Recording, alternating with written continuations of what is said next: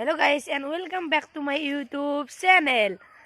আজি এটা নতুন ব্লগ লৈ আপোনালোকক স্বাগতম জনাইছো। আজি আহিব আমাৰ গাঁৱত সৰ্বানন্দ হনুমান। তো বলক আহকচোন চাব যাও কি কৰিলে কি খজালে।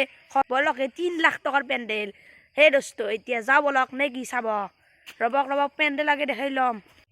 আজি আমাৰ গাঁৱত সৰ্বানন্দ হনুমান আহিব হে। যি শুনিছে ঠিক শুনিছে। বলক চাব যাও নে কি কয়। হেলিকপ্টাৰ নুমা জাগা বনাই দিছে। বলক হে চাবা যাও নে কি কয় কি ছোৱালীজন দেখিছে না আমাৰ ঘৰৰ কাষৰে। হাই আহকচোন চাও 3 লাখ টকাৰ পেন্ডেল ৰব দেখাই আছে। সৰ্বানন্দ হনুমান ৰাতিপুৱা 9টা বজাত আহিব দিয়কচোন। কিন্তু মই ৰাতিপুৱা আপোনালোকক কি ৰেডি কৰিছে কি কৰা নাই সেইবোৰ দেখাবলৈ আহিছো। ৰব ষ্টেজখন দেখাই আছো জুম কৰি।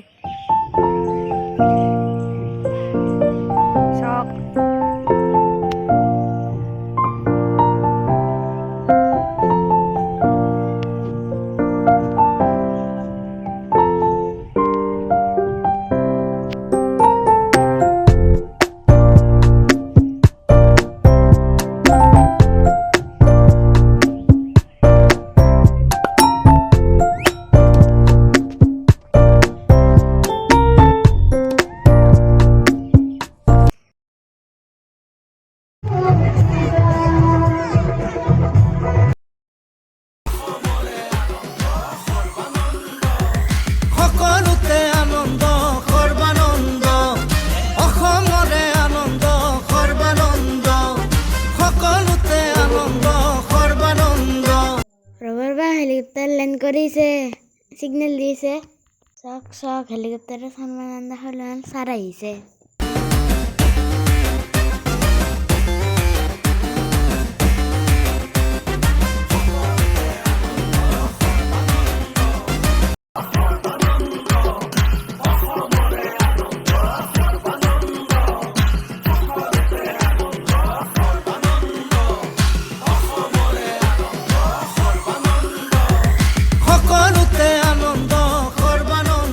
নহয় কাম জনতাৰে প্ৰাণ এয়াহে নেতাৰ পৰিচয়।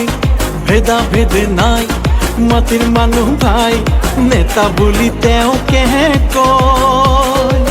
নানা ভাষা ধৰ্ম আৰু বৰ্ণ জাতি। সৰ্বানন্দ হনুমান ছাৰক সম্বৰ্ধনা জনোৱা হ'ল। আমাৰ গাঁৱৰ প্ৰথমবাৰৰ কাৰণে এনেকুৱা ডাঙৰ মন্ত্ৰী আহিছে, এইটো আমাৰ কাৰণে সুখৰ কথা। এয়া হ'ল আমাৰ সকলোৰে চিনাকি ৰঞ্জিত দাস ছাৰ।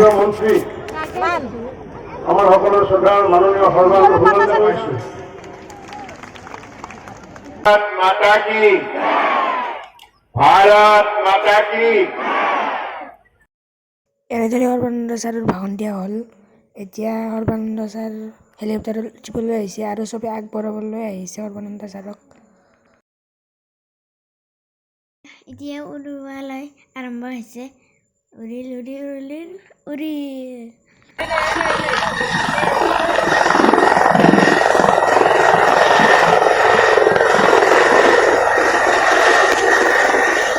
এতিয়া আমি বাই দিলো, বিদায় দিলো।